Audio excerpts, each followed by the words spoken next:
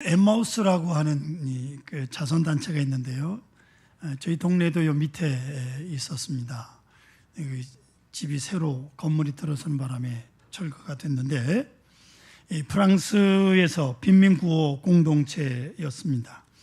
이 엠마우스를 창설하신 분이 아베 피에르라고 하는 신부인데 2007년 94세의 나이로 소천을 하셨습니다. 이분은 프랑스 사람들이 제일 존경하는 인물 중에 한 분이십니다. 아베 피에르 신부님 글에 단순한 기쁨이라는 제목의 글이 있는데요, 경험담 중에 하나입니다. 한 청년이 자살 직전에 프랑스 사람들이 다 존경하니까 이 피에르 신부님을 찾아와서 자문을 구합니다. 그 청년이 자살할 이유를 이 신부에게 얘기합니다. 가정적으로 아주 불행하고 경제적으로 완전히 파탄이 나 있고 또 사회적인 지위 뭐 등등등 이런저런 상황을 해서 나는 지금 자살을 하려고 합니다. 어떻게 하면 좋겠습니까? 신부님이 그 이야기를 귀담아 듣고 나서 동정 어린 말로 이 젊은이에게 위로를 합니다. 충분히 자살할 이유가 있군요 라고 말했죠. 자살하지 말라고 그래야 되는데 그렇게 됐으니 살 수가 없겠습니다. 자살해야 되겠습니다. 이런 거예요, 신부가. 이어서 신부님이 한마디 더 붙입니다. 그러나 어차피 죽기 전에 나를 좀 도와줄 수 없겠습니까? 그러고 나서 죽으면 안 되겠습니까? 이러는 겁니다.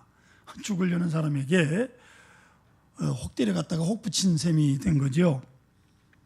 그렇게 물으니까 청년이 또 아주 쿨하게 뭐 어차피 죽을 몸이니까 죽기 전에 신부님께서 필요하시다면 제가 신부님을 좀 도와드리도록 하죠. 그리고 죽어도 늦지 않으니까 그런 얘기입니다. 그리고 나서 신부님의 부탁으로 집 없는 사람, 불쌍한 사람들을 위해서 집을 짓기도 하고 신부님을 곁에서 이제 열심히 돕습니다. 얼마 뒤에 청년이 마침내 이런 고백을 하게 되는데요.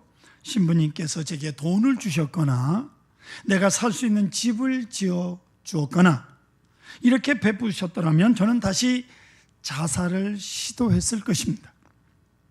하지만 신부님께서는 저에게 아무것도 주시지 않았습니다. 오히려 도움을 요청하셨습니다. 그래서 같이 일을 하고 섬기고 그러는 사이에 나는 살아야 할 이유를 충분히 찾았으며 이제 저는 어떻게 하는 것이 행복인지를 알게 되었습니다 라고 고백을 하게 된 것입니다. 철학자 쇼펜하우어라고 하는 사람이 있어요. 이 사람이 행복론이라고 하는 책에서 사람이란 기본적으로 4가지가 갖추어져야 행복하다 그랬습니다. 여러분들 얼마나 행복하신지 제가 4가지를 설명할 텐데 나는 몇 가지나 있는지 한번 찾아보십시오. 첫째는 명랑한 정서가 있어야 행복하다라고 말합니다. 매사에 긍정적으로 밝게 볼 줄 알고 그렇게 생각하는 정서가 먼저 있어야 된다. 이런 정서가 없더라면 결코 행복할 수가 없다. 만사를 밝게 보고 긍정적으로 볼 줄 알아야 된다. 어둡게 보고 비참하게 보고 부정적으로 보는 사람은 행복과 거리가 멀다는 거예요. 이런 사람에게는 어떤 여건을 갖다 붙여놔도 구제불능이다 라는 말을 합니다. 여러분 보세요. 물질의 부라고 하는 것 2가지가 있어요. 절대적인 부가 있고요, 상대적인 부가 있습니다. 문제는 이 상대적인 부가 문제예요. 내가 꼭 가난해서가 아니라 다른 사람이 나보다 더 부하기 때문에 내가 기분이 나빠서 못 사는 거예요. 이게 상대적인 부입니다. 어떤 목사님 글을 보니까 6.25 때 피난을 내려오셨나 봐요. 6.25 전쟁 때 피난 내려서 보니까 모든 사람들이 거기 피난 온 사람들 가진 거라고는 숟가락 하나 달랑 가지고 그냥 누가 죽이라도 끓이면 그냥 가서 그냥 퍼먹는 거예요. 예. 목사님도 그 어려운데 껴서 어린 시절을 보낸 거예요. 그런데요, 그 피난 정말 참 살기 어려운 어디도 그냥 거적대기 깔고 그냥 잠을 자고 그러던 시절인데 거기에도 낭만이 있더랍니다. 그 피난 시절의 낭만. 그래서 그 전쟁 중에도 연애도 하고요. 그 피난 기념으로 결혼하는 사람도 있더라는 거예요. 무슨 얘기냐? 다 같이 못 사니까 그 못 사는 게 뭐 특별히 흠도 아니고 다 괜찮더라는 거예요. 그 어려운 가운데. 여러분, 지금 우리가 이렇게 불편한 것이 꼭 못 살아서가 아니고요, 상대방이 잘 살기 때문에 내 마음이 불편한 거예요. 이게 바로 부의 상대성이에요. 더 중요한 것은 스스로 느끼는 부올시다. 스스로 만족하고 스스로 행복할 줄 아는 지혜. 이건 자기 가치관에서 나오는 것인데 내가 느끼는 거죠. 얼마를 가졌든지 나는 나대로 스스로 행복할 줄 아는 그 지혜가 필요하다, 그 말이에요. 이 명랑한 지혜가 있어야만, 또 이 명랑한 정서를 가졌을 때 비로소 사람은 행복할 수 있다 하는 거예요. 여러분, 행복하십니까? 예. 두 번째로 쇼펜하우어는 말하기를 건강한 몸이 있어야 행복하다라고 말합니다. 두말할 것 없이 건강이 중요한 거예요. 사실 건강하고 보면 건강 하나만 있어도 건강한 사람은 절대로 불평할 권리가 없는 것입니다. 더구나 불행할 권리도 없어요. 건강하고 불행을 논한다면 하나님께서 주신 건강에 대한 모독이에요. 왜 그렇습니까? 건강을 잃어버리고 덜컥 병원에 입원해 보십시오. 여러분, 이제 그는 딱 한마디 말할 것입니다. 다 없어도 건강 하나만 있으면 나는 만족하겠노라, 그 말이죠. 그러지 않습니까? 이 실질적 진리임에도 불구하고 사람들은 건강하면서 왜 그렇게 불평이 많습니까? 사치스러운 불평이 옳시다. 사치스러운 불행이에요. 참으로 건강은 소중한 행복입니다. 아멘.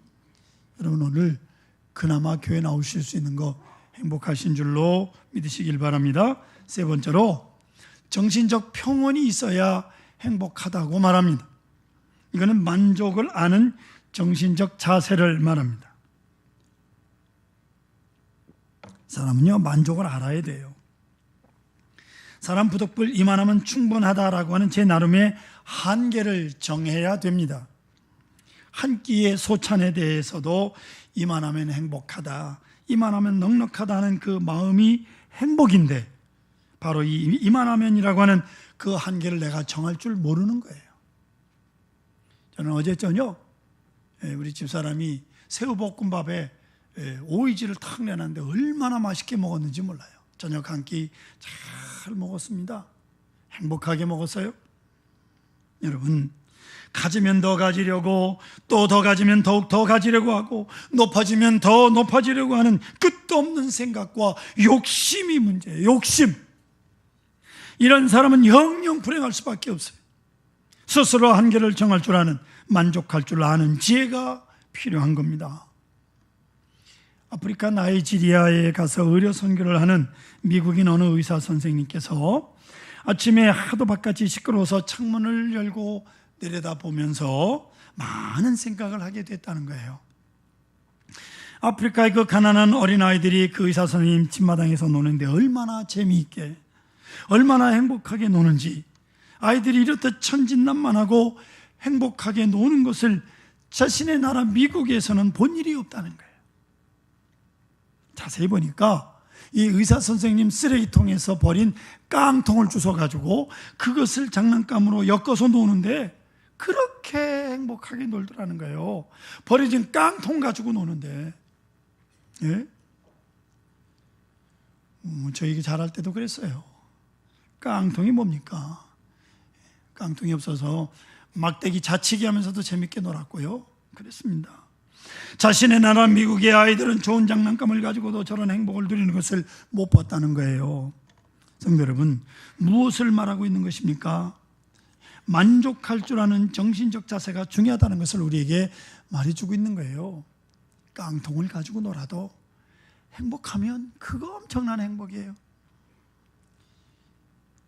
예배하기 전에 당회실에서 몇 번 장로님들하고 옛날 갑자기 아이스케키 얘기를, 옛날 아이스케키는요, 어른들은 아시죠? 그 껍질도 없어요. 그냥 뭐 이상한 막대기 하나 꼽아가지고 얼음 가져. 그 얼마나 맛있는지 젊은 사람들은 모를 거예요. 지금 목사님이 무슨 소리 하는지. 먹어봤어야 알지, 그 아스케키를. 그렇습니다. 네 번째로 약간의 외부 자산이 필요하다라고 말합니다. 그런데 이 자산이라고 하는 것이 세 가지가 또 있다는 거죠. 첫째, 먼저 당연히 필요한 돈입니다. 이거 뭐냐면 일용할 양식. 이거 꼭 필요한 재산입니다. 당장 먹을 건 있어야 되잖아요. 기본적인 거예요. 이거 없는 분 계십니까? 두 번째는 여유 재산이요. 그래서 있는 것으로 베푸는 겁니다. 주고 싶을 때 주고, 쓰고 싶을 때 쓸 수 있는 그런 여유, 이것이 필요하다는 거죠. 성경 보세요. 예배서 4장 28절에 뭐라고 하는가? 가난한 자에게 구제할 수 있도록 자기 손으로 수고하여 선한 일을 하라고 사도 바울이 예배서 교회에 말합니다. 무슨 얘기냐? 먹고 살기 위해서 일하는 것이 아니라 구제하기 위해서 일하는 이런 여유가 사람에게 필요하다는 거예요. 여러분, 조금이라도 있으면 나누세요. 세 번째가 중요한데요, 불필요한 재산이 있다고 합니다. 이 불필요한 재산, 이 재산 때문에 근심도 많고 걱정도 많고 건강도 잊어버리고 가족관계도 파괴되어 버리고 결국 명예도 다 잃어버린 사람들이 우리 주변에 얼마나 많은지 모릅니다. 오늘 성경에 나타나는 이야기, 바로 이 불필요한 재산을 가진 사람이 이야기올시다. 이 어리석은 부자가 있습니다. 그는 결코 행복하지 않았어요. 저는 이 성경을 읽으면서 이런 생각을 해봅니다. 이 사람이 가난했더라면 어땠을까? 가난하고 병들었다면 예수님께 나와 구원받았을지도 모릅니다. 그런데 이 사람 부자이기 때문에 예수님 앞에 나올 필요성도 못 느끼고, 부자이기 때문에 어리석어졌고, 부자이기 때문에 불쌍해진 사람, 이 불필요한 재산이 너무 많은 거예요.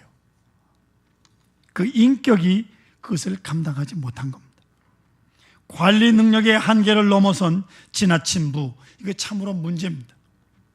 분명 재산은 축복이에요. 여러분 돈 많이 버셔야 됩니다. 그러나 그것은 내 인격이 감당할 수 있어야 합니다. 내 정서가 감당할 수 있어야 돼요. 내 가치관이 그것을 충분히 주장할 수 있어야 되는 거예요. 관리 능력이 없는 재산, 이게 문제입니다. 미국의 부자들 보세요. 미국의 부자들은 그렇게 도네이션 기부를 많이 합니다. 학교에다 기부하고 교회에다가 기부하고, 요즘 미국의 교회들이 이렇게 인원이 많지 않은데 교회 재정이 든든한 것은 돌아가시는 분들이 교회에다가 기증해서 거기서 나오는 이자만 가지고도 교회가 충분히 운영이 되거든요. 얼마든지 그 사회단체 불우한 곳에 많이 미국 사람들은 이렇게 기부를 하는 사람들이. 저는 개인적으로 우리나라 복권 제도가 참 마음에 안 드는데, 이 애시당초 국가 시책에 잘못된 것이라고 생각합니다. 복권을 허락하는 게 아니에요. 많은 사람들에게 사행심 내지는 일확천금을 기대하게 하는 생각을 갖게 하잖아요. 그리고 복권에 당첨된 사람들 추적해서 연구한 결과 95%가 다 망조가 들었다는 거예요. 망했어요. 없던 돈이 한꺼번에 생기니까 부부 사이에 금이 가고 부자 간에도 문제가 일어나고 사회적 지위에도 문제가 생기고 온갖 문제 속에 갈 데 없이 망조가 들더라는 거예요. 제가 복권 사라 소리는 안 하지만 사지 말라 소리도 물론 안 합니다. 그런데 망조가 들더라고요. 이 불필요한 재산, 내게 있어서는 안 될 재산이 있어서 부자 간에도 원수가 되고 부부 간에도 원수가 되고, 돈 때문에 이혼하고 돈 때문에 인격이 파탄나 버리니까 사회적 문제가 되는 거죠. 차라리 그 돈이 없었다면, 가난했다면 참 좋은 사람이 돈 몇 푼 손에 쥐면서 아주 망가지고 말이에요. 여러분, 이거 남의 얘기가 아니에요. 우리 모두가 깊이 생각해야 됩니다. 분명 불필요한 재산은 문제거릴 수밖에 없어요. 오늘 본문에 등장하는 이 어리석은 부자, 바로 이런 사람이에요. 제가 이제 시내 꼭 필요한 일이 있어 나갈 때는 차를 가지고 하면 복잡하니까 종로까지 이제 가변 차선인가요? 버스 전용 차선 생겨 아주 복잡합니다. 그래서 가끔 택시를 타는데, 이 택시 기사님들 얘기를 붙여보면요, 얼마나 아는 게 많은지. 다 정치가고 다 철학가요. 정치 문제 이야기만 꺼내면 그저 청산유수로 막 나를 비평하고 대통령을 비평하고 아주 해법까지 명쾌하게 제시를 합니다. 문제는 그분들의 말을 아무도 들어주는 사람이 없다는 게 문제죠. 택시기사님 하늘 말씀 중에 가끔 참 보기 흉한 손님이 탄다는 거예요. 이 보기 흉한 손님이 어떤 손님이냐? 돈이 얼마나 있는지, 돈 많으면 자가용 타고 다니지 왜 택시를 타는지, 어쩌다 택시를 타는지 모르지만은 뒷자리에 떡하니 쪽벌나무로 앉아가지고 앞에 기사 보고 이리 가라 저리 가라 무슨 기사놈이 이러냐 저러냐 하면서 제 모습 부리듯이 까불어대는 걸 보면 정말 안이 꺾고 더럽고 메스껍고 치사해서 못 견디겠다는 거예요. 어쩌면 저 따위 인간이 돈 좀 벌어가지고 인격에 문제가 있는 거죠. 사람이 돈 때문에 통째로 망가지는 사람 많아요. 오늘 본문의 부자를 보세요. 이 사람은 근본적으로 문제를 잘못 파악하고 있습니다. 철학자 에릭 프롬이라고 하는 사람, 여러분 예수 믿는 사람인지 아닌지 모르지만 철학자가 한 얘기 귀담아 잘 들으세요. 소유와 존재라고 하는 책에서 아주 유명한 말을 합니다. 인간의 타락은 바벨탑 비전에서 비롯됐다라고 말합니다. 인간의 바벨탑을 만들 때 이를 한번 생각해 보세요. 신할 광야로 가서 바벨탑을 하늘 높이까지 쌓아서 우리의 흩어짐을 면하자, 안정과 번영을 누리자, 그래서 바벨탑을 쌉니다. 이 교만이 오늘도 세계를 망치고 있다는 거예요. 소유한 만큼 존재의 가치가 있다고 하는 그릇된 철학과 오해가 인간을 비참하게 만든다고 하는 것입니다. 여러분, 소유와 인격은 별개입니다.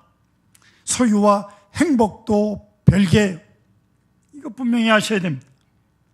오늘 예수님 분명히 말씀하시기를 15절에 뭐라고 하는 보세요. 사람의 생명이 그 소유에 넉넉한 데 있지 아니하니라고 말씀합니다. 더욱 놀라운 것은 성도 여러분, 건강과 소유도 별개입니다. 아무리 여러분 돈이 많으면 뭐예요? 제가 언젠가 말씀을 드렸습니다. 이태원에서 어디 밥을 먹으러 내려가는데 이태원에 있는 목사님 여기서부터 저 끝까지가 누구 집인지 아십니까? 지나 알지 나는 모르는데 왜 물어봐? 그게 이건희 씨 집이네요. 삼성. 어마어마하게 크더라고요. 그 안에서 SK에 가가 있대. 걸어다니기가 힘드니까 그 안에서 기계로 왔다 갔다 하는 모양이야. 영화관이 다 있대요. 나하고 아무런 관계가 없어. 있으면 뭐래. 있는지 없는지 내가 구경도 못했는데. 근데 뭐합니까 지금? 식물인간 아닙니까? 아무리 소유가 많은 뭐래요. 그 사람 건강합니까? 건강하지 않아요. 보세요. 위생에 대해서 많이 신경을 써서 지키며 깨끗하게 정결하게 여러분 사려고 몸부림치잖아요. 그런데 위생의 위자도 모르는 사람보다 훨씬 일찍 죽어요. 너무 깨끗하게 깔끔 떨지 말아요. 제가 좀 결벽증이 있어서 그렇게 깔끔을 떱니다마는 좋은 게 아니에요. 왜요? 이것이 바로 문제입니다. 소유와 생명은 무관합니다. 행복은 소유와 무관한 거예요. 이것을 일찍 알았어야 되는 거예요. 그런데 사람마다 소유만큼이 가치다라고 착각을 하는 거예요. 그래서 악을 쓰고 모으려고 그러는 거예요. 때로 부모들이 자녀들에게 어떻게 해서든지 자녀들에게 많은 유산을 물려주려고 합니다. 그릇된 가치관, 돈만 있으면 모든 문제가 해결될 것이라고 돈만 많이 물려주면 행복할 거라고 하는 이 엄청난 오해가, 이 자본주의가, 이 만모니즘이 세상을 이렇듯 어지럽게 하고 인격들을 엉망으로 만드는 거예요. 오늘 우리에게 말씀하신 성경을 보십시오. 분명 소유와 생명이 별개인 것을 말씀하십니다. 예수님께서 생명의 문제를 말씀하시죠. 하나님께서 생명을 주시고 하나님께서 재산을 주시고 하나님께서 모든 것을 주십니다. 아멘. 다 하나님께서 주신 거예요. 뿐만 아니라 여러분 심판하십니다. 하나님이 주셨으니까, 주셨으니만큼 누구의 뜻대로 그것을 사용해야 됩니까? 하나님이 주셨으니까 하나님의 뜻대로 쓰지 못할 때 하나님이 심판해버리는 거예요. 이걸 알아야 됩니다. 내 것이라고 내 마음대로요? 천만에요. 또한 재산의 목적이 있습니다. 보존하는 것도 중요하고 버는 재미도 있지만 문제는 어떻게 쓰느냐, 그게 중요합니다. 성도 여러분, 제가 가지고 있는 개똥 철학이 하나 있습니다. 뭐냐면 먹는 것만 내 것이다. 그래서 맛있는 거 먹을 때 옆에 사람 먹으라 소리 안 합니다. 정신없이 제가 먹습니다. 배가 부른 다음에야 다른 사람 먹는가 쳐다봅니다. 먹는 것은 틀림없이 내 것 아닙니까? 예? 밥상에 놓인 것도 아직 내 것이 아니에요. 왜 그렇습니까? 먹을지 말지 두고 봐야죠. 젓갈이 가는지 안 가는지. 다시 말하면 사용한 것만 내 것이에요. 그러니까 여러분 많이 잡수세요. 예. 아멘들 안 하시네. 예배 끝나고 식당에 내려가셔서 차려놓은 것 많이 드십시오. 차려놓은 것만 드세요. 없는 것 찾지 마시고. 돈도 가지고 있다고 내가 아니잖아요. 사용한 것만 내 거예요. 아시겠습니까? 그것도 내가 주고 싶을 때 주고 쓰고 싶을 때 쓴 것만 내 것입니다. 만약 억지로 주셨다면 자식에게 준 것도 강도 맞는 겁니다. 빼앗긴 거예요. 빼앗긴 것은 내 것이 아닙니다. 네. 여러분 저에게 밥을 사주고 싶을 때는 언제든지 연락만 하십시오. 예, 제가 얼마든지 먹어드릴 테니까. 시내 큰 교회 목사님, 이름만 대면 누군지 다 아시는 목사님이 이런 말씀을 하십니다. 시골에서 작은 교회를 목회하는 목사님들이 찾아와서 목사님, 큰 교회 교인도 많고 돈도 많은 분들이 많이 계실 텐데 저희 교회 좀 도와주세요. 교회를 짓는데 어렵습니다. 간곡하게 요청을 한다는 거예요. 그때 이 목사님께서 대답하시는 말씀이, 목사님, 교인 주머니에 있는 돈은 돈이 아닙니다. 헌금한 것만 돈이지 교인 주머니에 돈이 있건 그게 나와 무슨 상관이 있습니까? 그저 하나님 나라와 무슨 상관이 있습니까? 라고 한답니다. 보세요. 하나님 앞에 바쳐진 돈만 돈이요. 이거 잊지 마십시오. 사용해야 되는 거예요. 어떻게 쓰느냐, 이것이 문제올시다. 오늘 본문에 나오는 부자는요, 진정한 행복을 몰랐습니다. 행복은 영혼 문제와 관계되어 있습니다. 기본적으로 영혼 문제가 관계되고 영생의 문제가 되는 거예요. 이 기본적인 영혼과 인생의 문제가, 영생의 문제가 확보되기 전에는 오늘의 물질이라고 하는 거 아무 의미도 없는 것인데, 성경에 나오는 이 부자는 영생의 문제와 오늘 자기가 가지고 있는 재산을 맞바꾸려고 하는 거예요. 심히 어리석지요. 참 어리석은 사람입니다. 탈무드에 보면 아주 재밌는 말이 있습니다. 사람이란 세상에 태어날 때 주먹을 부르르 쥐고 있지만 죽을 때는 손을 편다. 왜 그런가? 태어날 때는 세상의 모든 것을 붙잡으려고 하고 자기 손에 다 잡으려고 하고 죽을 때는 모든 것을 뒤에 남기고 아무것도 안 가져가기 때문이다. 빈손으로 가는 거죠. 여러분, 유명한 격언이 있습니다. 수의에는 주머니가 없다 하는 말이에요. 근데 우리 옛날 사람들 보니까 일부러 주머니를 만들어서 거기다가 뭘 좀 돈을 노잣돈이라고 꾸깃꾸깃 또 집어넣는 사람도 있습니다. 참 미련하기 이를 데 없는 사람들 많아요. 수의에는 여러분 주머니가 없어요. 아무것도 가져가는 게 없습니다. 오늘 성경의 부자가 혼자 중얼거립니다. 평안히 쉬고 먹고 마시고 즐거워하자. 이 부자는 즐길 수 있다고 생각한 거예요. 그 쌓아놓은 재산이 그로 하여금 즐길 수 있고 자기를 즐겁게 할 수 있다고 그렇게 생각을 한 겁니다.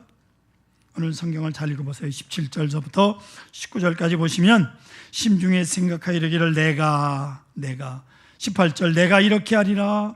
내 곡간을 헐고 더 크게 짓고 내 모든 곡식한 물건을 거기 쌓아두리라. 또 내가 내 영혼에게 이르되 내가 내 영혼 내거.